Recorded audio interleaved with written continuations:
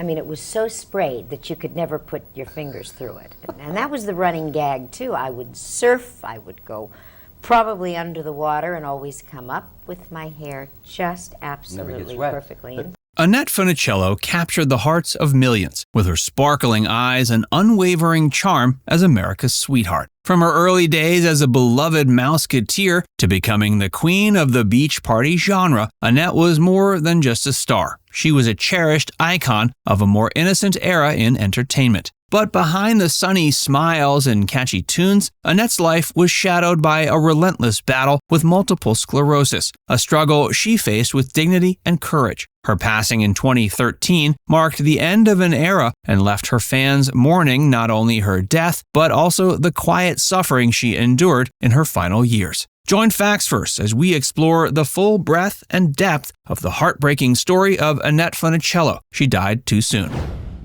Early life and rise to stardom.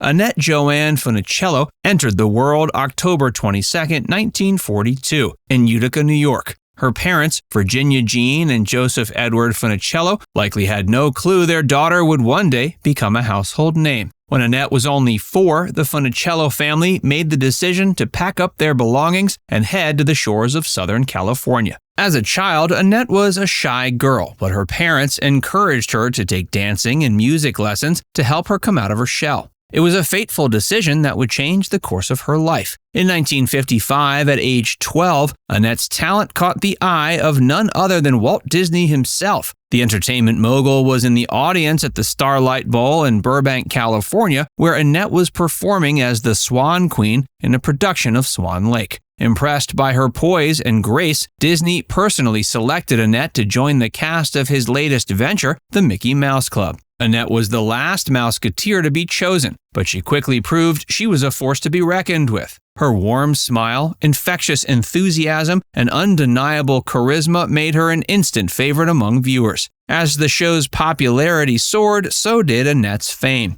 By the end of the first season, she was receiving a staggering 6,000 fan letters a month, more than any other Mouseketeer. It was clear that Annette had a special connection with the audience, and her star was on the rise. Walt Disney took a keen interest in Annette's career, becoming a father figure and mentor to the young starlet. He recognized her potential and was determined to nurture her talent. In 1955, at age 13, she signed a 7-year contract with Disney, a move that cemented her status as a rising star. The contract guaranteed her a weekly salary of $160, which would increase to $500 a week if all options were exercised. It was a significant sum for a young performer, and it spoke volumes about the faith that Disney had in Annette's abilities. As Annette's popularity continued to grow, she began to take on more prominent roles within the Mickey Mouse Club. She starred in several serials, including Adventure in Dairyland, The Further Adventures of Spin and Marty, and Walt Disney Presents Annette. Her performances were marked by a natural charm and sincerity that endeared her to audiences of all ages. As her star continued to rise, it became clear she was destined for greater things. Her time on the Mickey Mouse Club had laid the foundation for a career that would span decades and touch the lives of millions. With her infectious smile, undeniable talent, and girl-next-door charm, Annette had captured the hearts of a nation. As Annette Funicello's popularity grew, it became clear that her talents extended far beyond the realm of television. With a voice as sweet as honey and a natural charisma that lit up the screen, Annette was poised to take the music and film industry by storm. Annette's singing career began almost by accident. After performing the song How Will I Know My Love on the Mickey Mouse Club, the studio was flooded with fan mail requesting copies of the recording. Walt Disney, ever the savvy businessman, saw an opportunity and quickly signed Annette to a recording contract.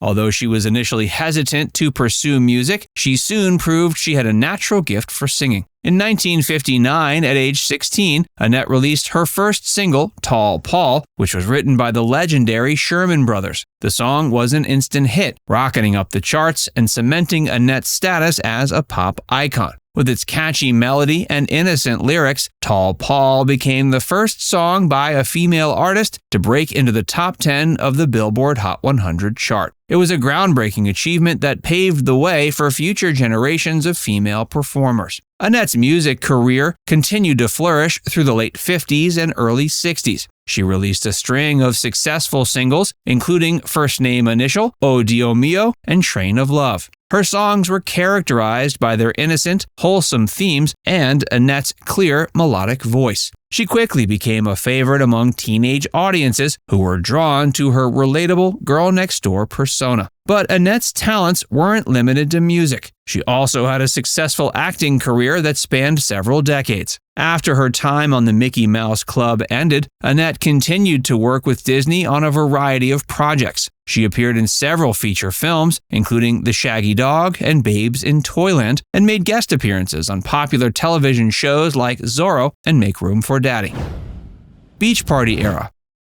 Quote, of all the Beach Party movies, the first was not the most commercially successful, but it remains my personal favorite. As the 1960s dawned, a new wave was cresting in American popular culture, and Annette Funicello found herself perfectly positioned to ride it to even greater heights of stardom. With her wholesome Disney image firmly established, Annette was about to embark on a series of films that would come to define an entire genre and cement her status as a pop culture icon, the Beach Party movies. In 1963, American International Pictures, AIP, approached Annette with an offer to star in a new kind of film, one that would capture the carefree spirit of the burgeoning surf culture. The studio had taken notice of Annette's growing popularity and saw in her the perfect lead for their upcoming project, Beach Party. But there was one obstacle to overcome. Annette was still under contract with Disney, and the studio was notoriously protective of its stars' images. In a surprising move, Walt Disney himself gave his blessing for Annette to take on the role, with one caveat: she was to maintain her wholesome persona and avoid any overtly sexual or revealing content. This meant that even as she frolicked on the beach alongside her co-star Frankie Avalon, Annette's swimwear remained relatively modest, with her navel always carefully covered.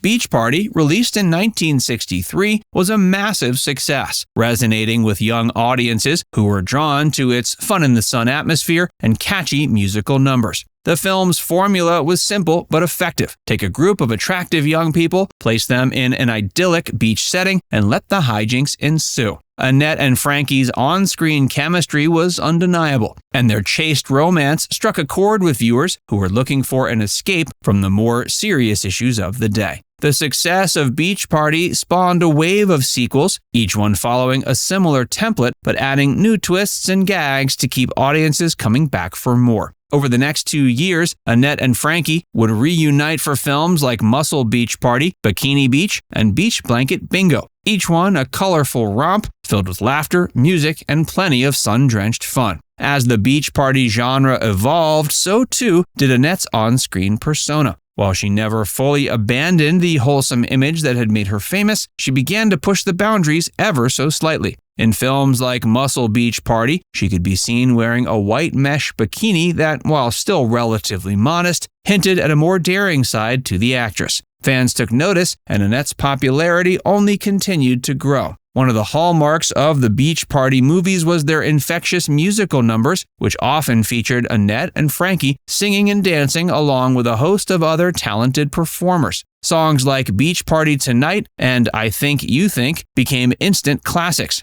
their catchy melodies and upbeat lyrics perfectly capturing the carefree spirit of the era. Behind the scenes, the Beach Party movies were a well-oiled machine, with AIP churning them out at a breakneck pace to meet the demands of eager audiences. The studio had struck gold with the formula, and they were determined to ride the wave as long as possible. For Annette, the films represented a new chapter in her career, one that allowed her to showcase her acting and singing abilities while still maintaining the wholesome image that had made her a star. As the Beach Party craze reached its peak, other studios began to take notice, rushing to produce their own sun and surf adventures. Films like Surf Party, Ride the Wild Surf, and It's a Bikini World attempted to capture the same magic as the Annette and Frankie vehicles with varying degrees of success. However, none could quite match the chemistry and charm of the original films, which set the standard for the genre. By the mid-60s, the beach party phenomenon had begun to wane as audience tastes shifted and the formula started to feel a bit repetitive.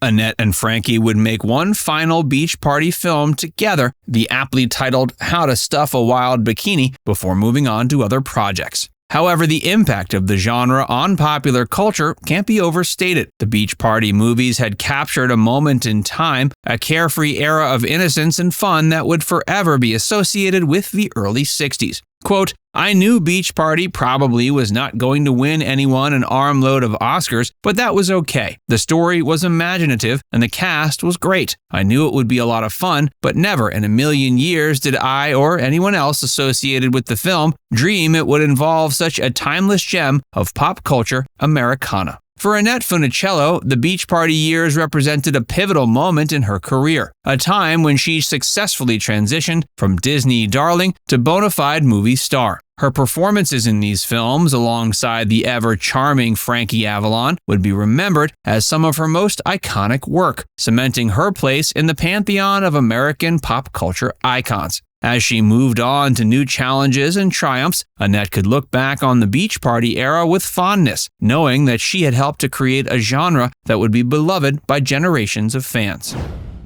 Later career and personal life.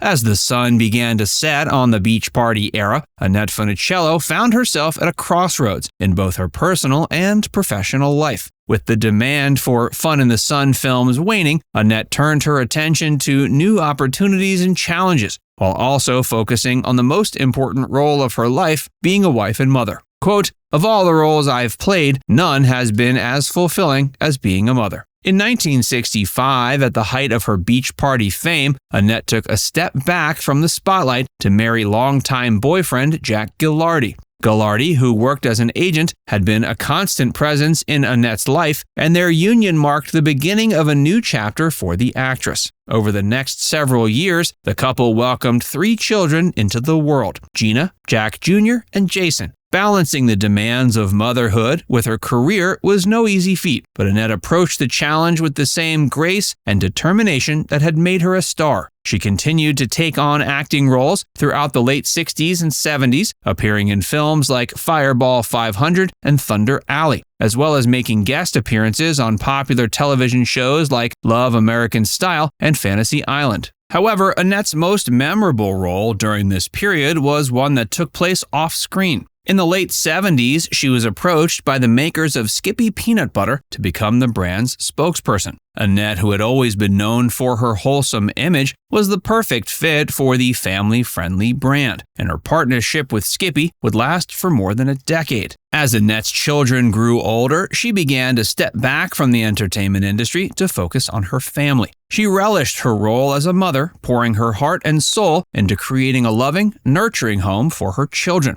But her personal life wasn't without its challenges. In 1981, after 16 years of marriage, Annette and Jack Ghilardi divorced, a difficult and emotional time for the actress and her family. Despite the heartbreak of her divorce, Annette found love again. In 1986, she married Glenn Holt, a horse breeder and trainer whom she'd met through her love of horses. The couple's union marked the beginning of a new era of happiness and stability for Annette, who had always been drawn to the peaceful, grounding nature of life on the ranch. As she settled into her new life with Glenn, she continued to make occasional appearances in film and television, but her focus remained on her family and her philanthropic work. She became involved in a number of charitable organizations, using her celebrity status to raise awareness and funds for causes close to her heart. But her life would take a dramatic turn in 1987 when she was diagnosed with multiple sclerosis at age 45. The news came as a shock to Annette and her family, but true to her nature, she met the challenge head on, determined to fight the disease with everything she had.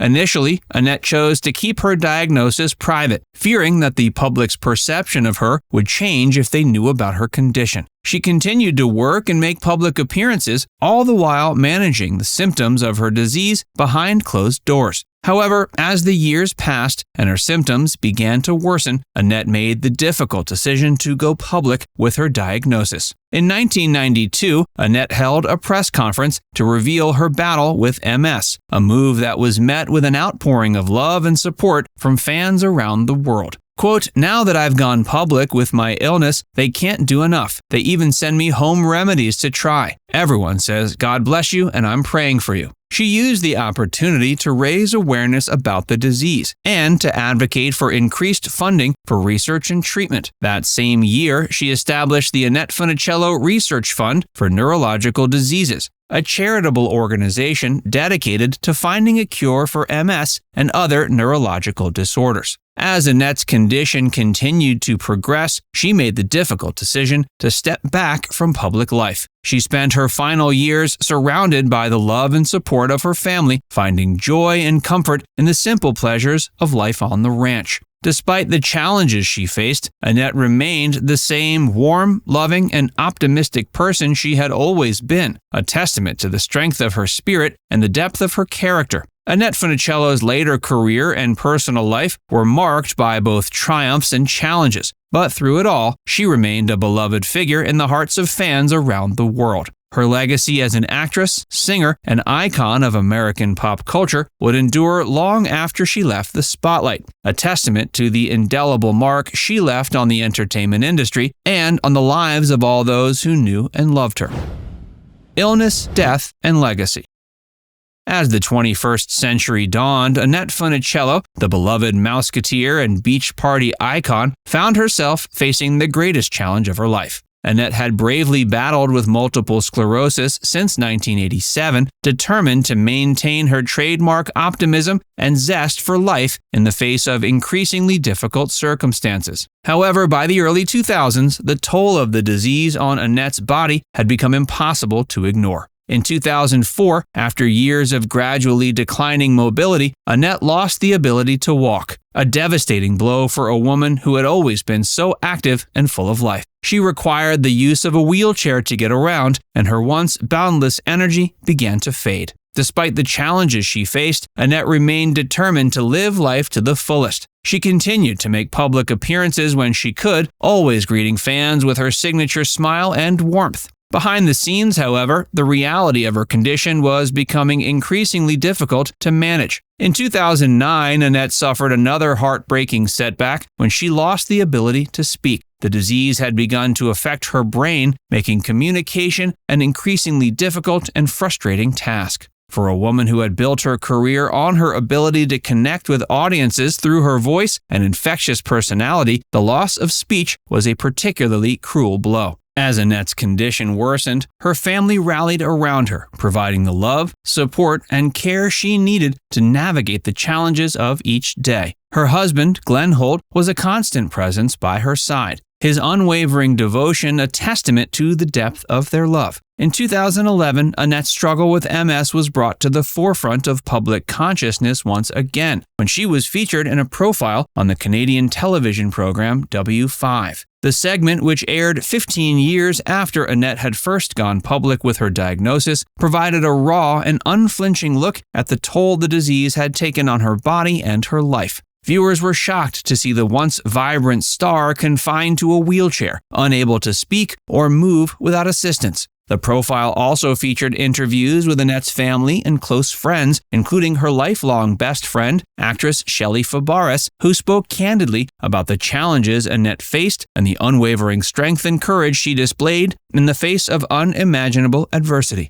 The W5 profile served as a powerful reminder of the devastating impact of MS, not just on Annette, but on the millions of people around the world who live with the disease. It also highlighted the importance of continued research and funding to find a cure, a cause that Annette had championed for decades through her charitable work. Tragically, just 2 years after the W5 profile aired, Annette's battle with MS came to an end. On April 8, 2013, at age 70, she passed away from complications related to the disease, surrounded by her loving family at a hospital in Bakersfield, California. News of Annette's passing sent shockwaves through the entertainment industry and beyond. Fans around the world mourned the loss of a beloved icon, a woman whose warmth, talent, and infectious spirit had touched the lives of millions. Tributes poured in from celebrities and public figures, each one a testament to the indelible mark Annette had left on American popular culture.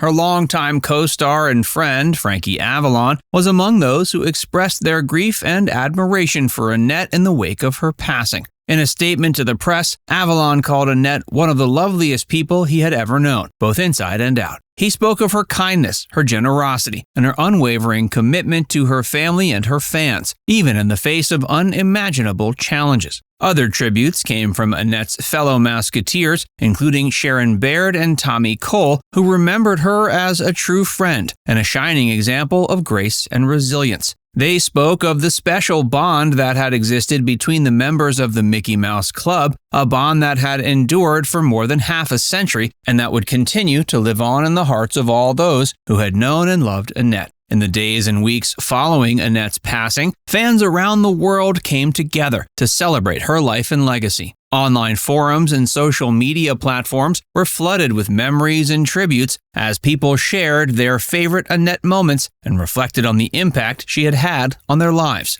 Many spoke of the joy and happiness Annette had brought into their lives through her films and music, of the way her infectious smile and bubbly personality had lifted their spirits during difficult times. Others spoke of the inspiration they had drawn from her bravery and resilience in the face of her illness, of the way she had refused to let MS define or diminish her zest for life. As the outpouring of love and admiration for Annette continued, her family and friends gathered to say their final goodbyes at a private funeral service in California. The service was a celebration of Annette's life, a chance for those who had known and loved her to come together and share their memories and their grief. In the years since Annette's passing, her legacy has only continued to grow. The Annette Funicello Research Fund for Neurological Diseases, which she established in 1992, has continued its vital work, funding cutting-edge research and providing support for those living with MS and other neurological conditions. Annette's films and music have also taken on a new life as new generations of fans have discovered the joy and magic of her performances.